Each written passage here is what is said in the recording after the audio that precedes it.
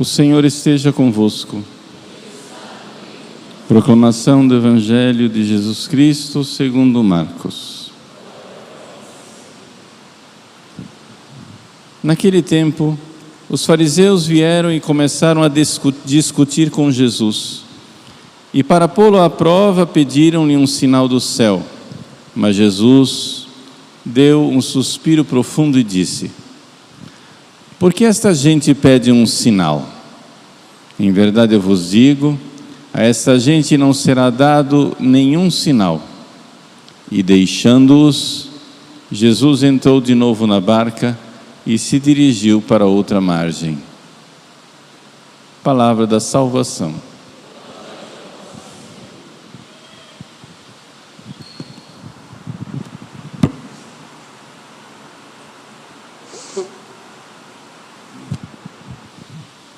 Meus queridos irmãos e irmãs, com alegria recordamos a memória de Nossa Senhora de Lourdes, que deveria ter sido celebrada ontem, mas sendo domingo, a festa do domingo prevalece. Mas podemos celebrar hoje essa missa votiva, devota e agradecida, recordando Nossa Mãe do Céu, que apareceu em Lourdes, na França, a Santa Bernadette Soubirous. O que é a aparição de Lourdes? A aparição de Lourdes é a resposta do céu, que diz ao Papa, bem-aventurado Pio IX, é verdade. O Papa fez muito bem de proclamar o dogma da Imaculada Conceição.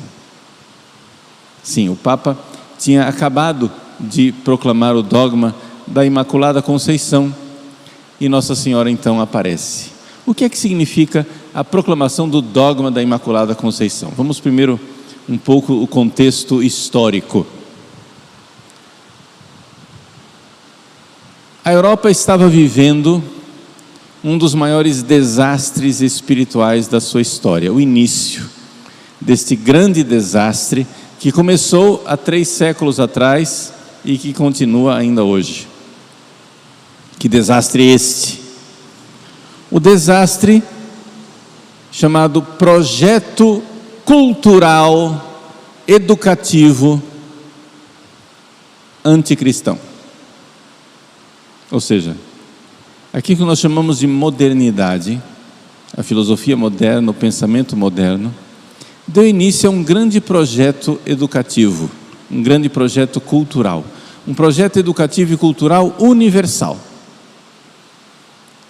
Nós talvez não nos demos conta, mas o cristianismo foi o primeiro projeto educacional universal da história da humanidade.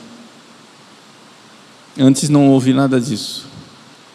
Antes todas as civilizações tinham um projeto educacional limitado a uma pequena elite. Lá na China, eles tinham uma cultura e um projeto educacional, mas era só a elite ligada ao imperador. Na Grécia, Platão, Aristóteles tinham um projeto educacional, mas era só para aqueles poucos filósofos. Quando Jesus, antes de subir aos céus, diz: ide por todo o mundo e pregai o Evangelho. Todo mundo. Esse é o primeiro projeto educacional da história do planeta. Jesus quer fazer discípulos. Fazei discípulos de todos os povos, ensinando. A igreja quer ensinar a todos os povos,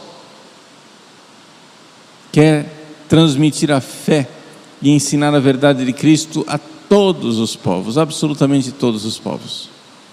E ali começa a grande e maravilhosa história da evangelização.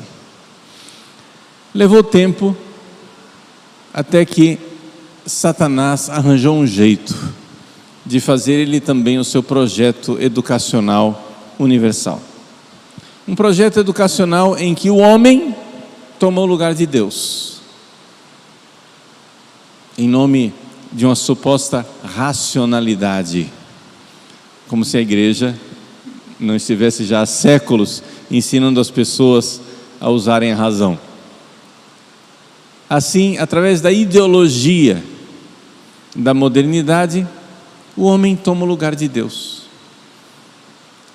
A igreja, os sacramentos, tudo isso tem que ser varrido para fora da história. Agora é o homem quem irá tomar o lugar de Deus. E no lugar dos padres, do Papa, surgem novos sacerdotes, vestidos agora de jaleco branco, chamados, aspas, cientistas. Os cientistas, na verdade, coitados, eles são usados na história, porque a ciência não tem nada a ver com essa confusão, pobrezinha. A ciência, ela pode continuar fazendo o seu caminho tranquilamente. A ciência não é necessariamente ideológica, mas os ideólogos usam a ciência para quê? Para dizer, veja, você tem que ficar na ciência, você tem que rejeitar a fé, porque a fé é uma crendice medieval, a fé é uma estupidez para pessoas supersticiosas. E é em cima disto que cavalga a modernidade. Como é que nós podemos nos opor a isso? Deus enviou à igreja um Papa chamado Pio IX. E o Papa Pio IX, ele, antes de ser Papa, enquanto era bispo, foi picado pela serpente desse pensamento liberal moderno.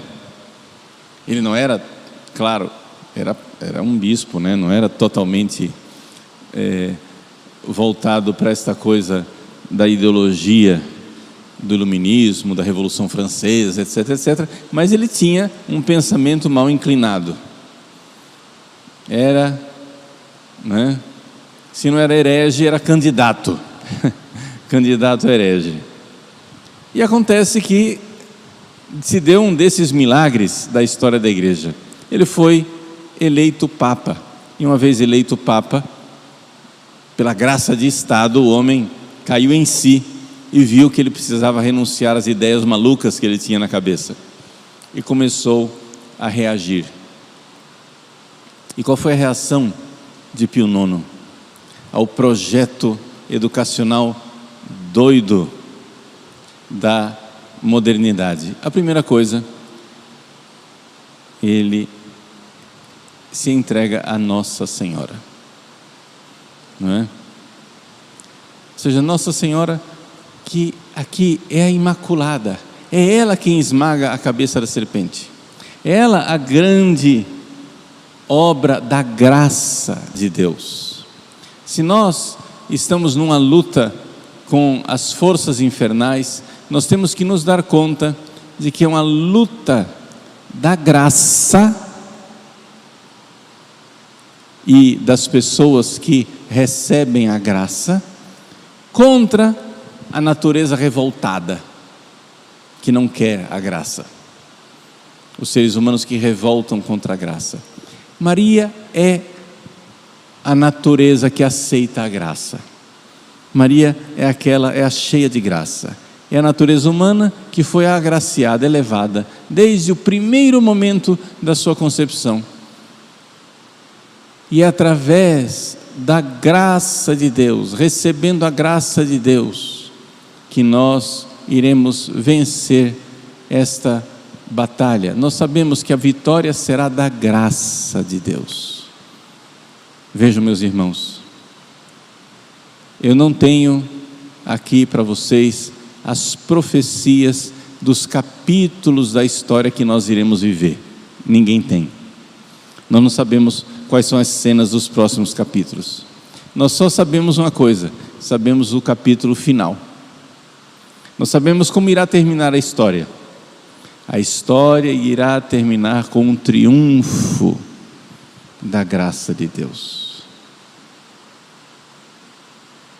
Assim como a graça de Deus triunfou no coração da Imaculada, assim também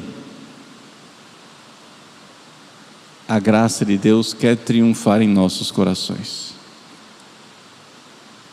Nossa Senhora aparece em Lourdes para dizer a uma menina analfabeta: eu sou a Imaculada Conceição. É o céu quem vem para carimbar, para dizer ok, é isso mesmo. Ao Papa Pio IX, é isto. É através da Imaculada que nós iremos viver este capítulo da história da humanidade, que não sabemos se é o derradeiro, se é o final definitivo, parece ser, mas não sabemos por certo. Esse capítulo derradeiro, essa luta da mulher com a serpente. A mulher vestida de sol, com uma coroa de 12 estrelas, a lua debaixo dos pés, que luta contra o dragão. É ela quem, juntamente com seus filhos, trava a batalha definitiva, a batalha derradeira contra o poder do maligno. E quem é ela?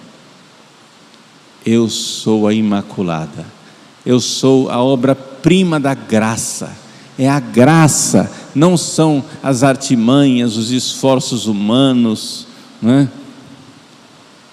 As conspirações, as estratégias humanas que irão dar a vitória a Deus. Não, tudo isso pode ser usado, mas a vitória virá pela graça. Nossa Senhora pede a Santa Bernadette que reze o terço.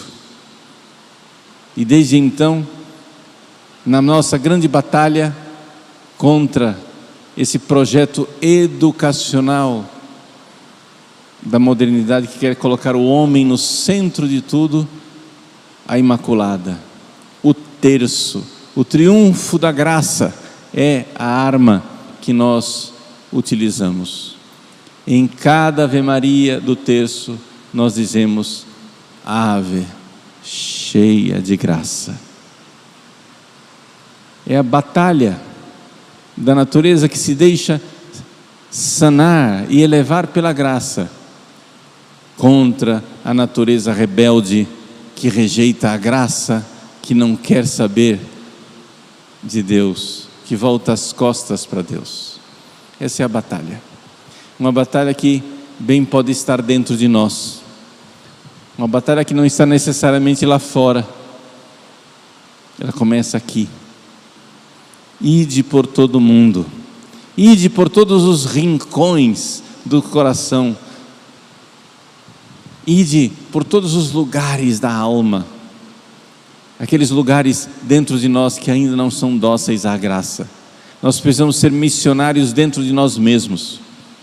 O projeto educacional de Deus, Ele quer converter os territórios de missão. E os primeiros territórios de missão estão dentro de nós. Nosso coração, que precisa ser mais dócil à graça de Deus. A Virgem de Lourdes, com o rosário, nos coloca nesse caminho do triunfo da graça. Vamos então, meus irmãos, minhas irmãs, continuar a nossa missão, continuar a nossa história e celebrar essa Santa Missa num grande agradecimento, um grande louvor a Deus, pelo triunfo da graça, que nós sabemos que é certo, o triunfo da graça. Quando finalmente soar a última trombeta e cair a prostituta e subir a grande aleluia de louvor a Deus, será o triunfo da graça. O triunfo da graça de Deus em nossos corações. E então a igreja, nós, no céu, junto com nossa Mãe Santíssima e os anjos, a igreja poderá olhar não mais para Bernadette, mas para Deus, e no louvor da graça dizer: Je suis l'immaculée. A igreja dirá: eu sou a Imaculada. Seremos todos parte da Imaculada no céu. A igreja sem mácula, a igreja sem mancha, a igreja sem ruga, a igreja sem defeito. O triunfo da graça.